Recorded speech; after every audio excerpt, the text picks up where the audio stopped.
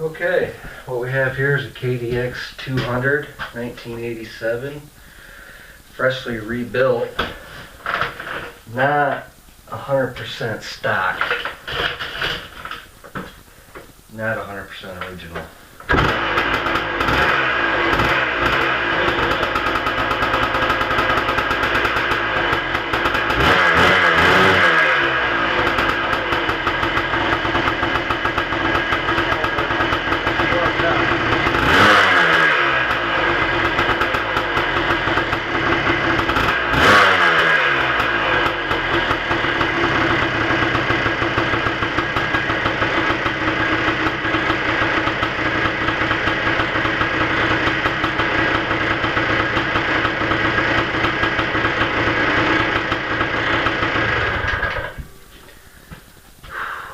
Fills this garage with smoke.